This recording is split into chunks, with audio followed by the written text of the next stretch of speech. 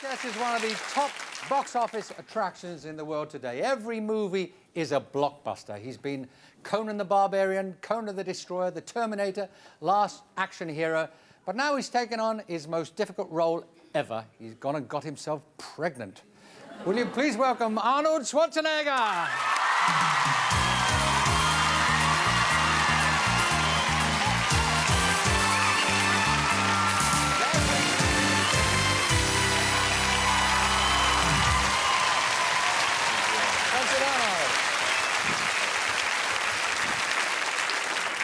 Well, I'm glad you turned up. That's pretty obvious. I tell you one thing, no stretch marks. It really feels good, I tell you.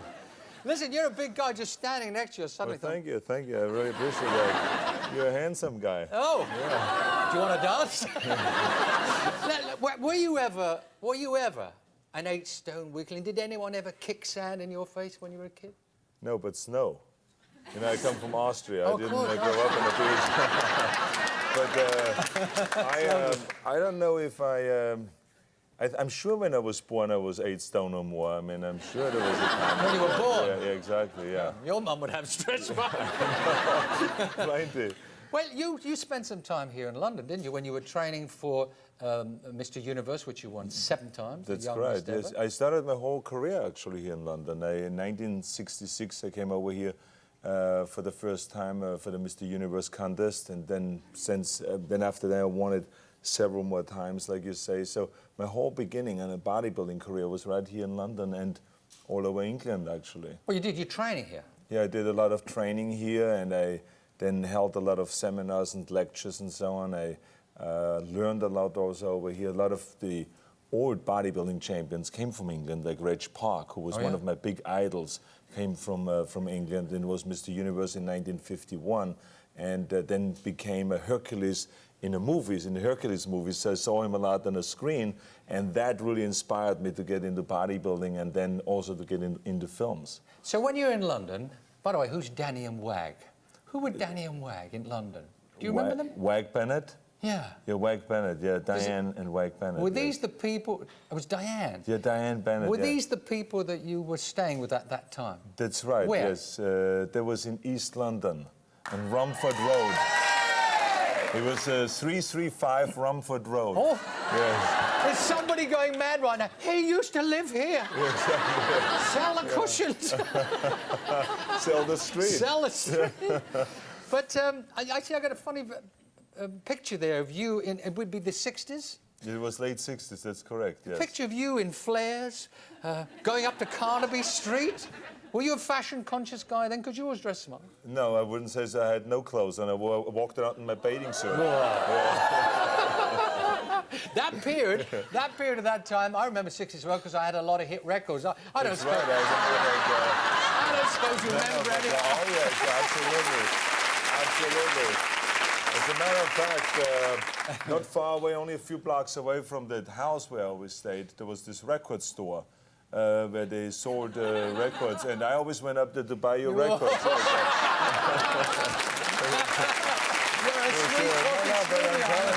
I like especially your Austrian yodeling. Oh, it's good. It was really good. I can yodel a bit, yes, I can. Frightens those goats, but I do it anyway. That's right. Let's take you on from London, from bodybuilding to movies. It's a big jump suddenly to be training for, which you were doing bodybuilding, to suddenly find yourself in Hollywood. I mean, was it easy convincing them that you were more than just a physique? It was very difficult because in Hollywood, as you know, no one ever made it big that was from a foreign country, especially not from a non-speaking foreign country. And so when I came over there with this German accent or Austrian accent and with the name Schwarzenegger and with this body, no one knew what to do. So I wanted to get into acting. So they said... Calm down. They said to me, forget it, you will never make it in this town. You know, with a name like this and the way you talk, and it's all wrong. You know, you would never make it. So that to me was actually very challenging. I said, well, if no one ever has made it, you know, with an accent or with a name like this, then I should definitely be the first, you know. You never thought about changing that name? They tried to convince me to change the name. To what? To Arnold Strong. Strong? Yeah, very creative, as you can tell. Pretty Hollywood obvious. is very creative. So I said, no, actually, I want to keep my name. I mean, I know the name Gino, Lola, Brigida, and I said to myself, well, that worked. I mean, why shouldn't Schwarzenegger not work? So I kept the name, and I kept the body, and I kept everything, as a matter of fact.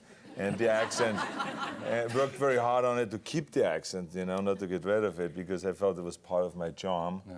And so it worked out really well since then. And now, of course, everything became like a big plus. Now they say, if you wouldn't have had that body, you would have never made it, to say now. You know? Who dared tell you that? Well, you know, there's producers and directors and all that. You know, now it's all a big plus. So I'm really happy that it worked, but it took a lot of work, I have to admit, because going from bodybuilding is such a different thing than going into acting. Because, did you do acting lessons, did you? Yeah, a lot of acting lessons and all those things. And I worked as hard at the acting profession as I did with the bodybuilding. You've done all these action films, suddenly here you are doing a movie where you've got to play a pregnant guy. Now, how does that come about? How does it happen? I mean, it's such a big switch from all the other stuff you do. Oh, absolutely, and you can imagine what this must be like for my fans out there. You know, they see me in all the movies running around with those guns and wiping everyone out, and all of a sudden I'm dressed in a woman's clothes and with a wig and with beautiful earrings and all those things.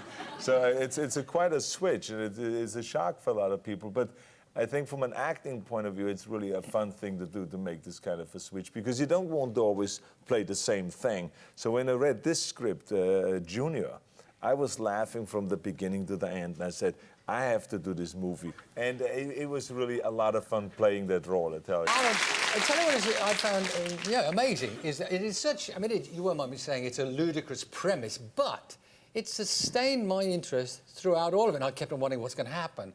And there was a nice understated comedy throughout. How much research did you do, like, about being pregnant? Did you go to antenatal clinics and things like that? You're absolutely correct. One of the most important things is when you do a part like this, in order to really sell it and make it real to the public, you have to really bring in all the subtle little things that really make it believable. If my wife wouldn't have gone through 3 pregnancies, you know, we have 3 children, and I really watched her closely go through 3 pregnancies and really saw all the things that happen to a woman when they get pregnant, you know, with the emotional up and downs, and with the, you know, one day they're happy about being pregnant, the next day they're depressed. And my wife stood in front of the mirror and said, I hate my body. And all the little things, you know, that when you say, okay, let's go out, and they say, oh, great, but I have nothing to wear, you know, and all those little things, then tears and joys and all. So and also after my wife, when she was like 7, 8, 9 months pregnant, she started to waddle, you know. So I wanted to make sure I have all those things in there. You waddle beautifully. Oh, thank you. You do a good waddle. Thank you. So it was terrific acting out all those things, but the research, sitting in a waiting room of a doctor's office, or being in a hospital and watching what goes on amongst pregnant women, all of those things were very important in order to play the role really well. I mean, it was, and it's very difficult, I tell you. You gain a whole new respect for women when you go through that, of what they go through to be pregnant. It's just wild. Can I tell you something? I hope you won't mind me interjecting here. I too have been pregnant. Now, you're saying what? About 6 years ago, we had a lady came over from America. I hope you won't mind me just showing you this. But you'll see this, about 6 years, came over from and she showed me how a lady feels when they're 8, 9 months pregnant. And they patted me up with weights. Just a little bit. I remember that was very popular. Look at this. Here, I dropped my hanky. Could you be a dear and pick up, you know? Is there a technique to this? Yes, you have to squat. You can't bend. You might pull muscles this way.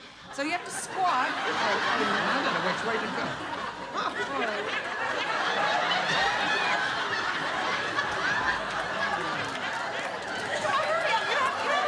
Don't rush me. Oh, you're getting testy Colin, again. get a chorus of any time ready.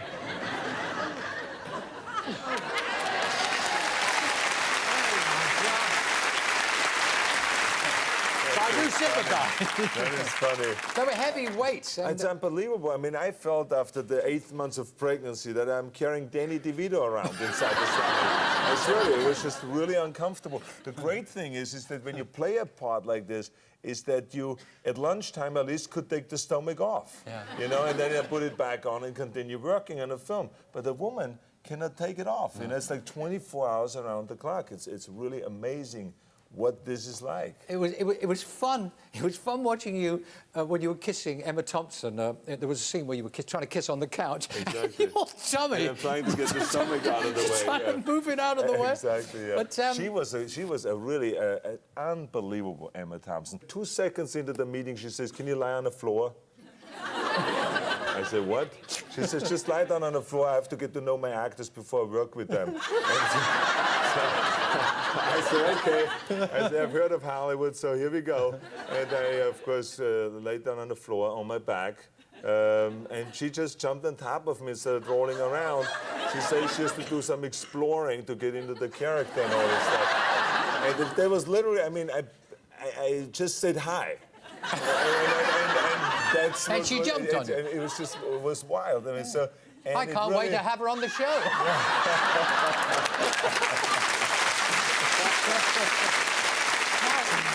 Oh, God.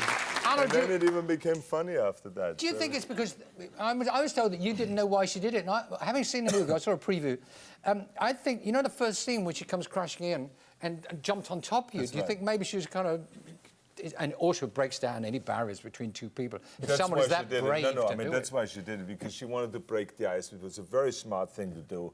And it really felt right away easier after that, you know? And then you right away want to get the kissing out of the way and grabbing each other. All those things, you know, it's really... So it was really great. And there was a funny scene where she was trying to kiss me on the couch. I love your line. Couch flips back. Get off me. Yeah, exactly. So what are you going to do now? I mean, here you are doing movies that are family movies, fun movies, with that sense of humour we're talking about, and the action movies, which everybody loves. And so what are you going to do? You're going to concentrate one way or the other, or alternate, or what are you going to do? But what I like to do is, especially now since I have created a family myself, I'm concerned about what my children should see and all that. So I think it is good to alternate and to do something for the entire family sometimes, and sometimes something action-packed, which is for the young kids that want to go out there and see something crazy on the screen, yeah. Well, whatever you're up to, I've got a feeling the audience will be there for you. Thank you very much for coming in tonight. Thank you. Thank you. Arnold Schwarzenegger.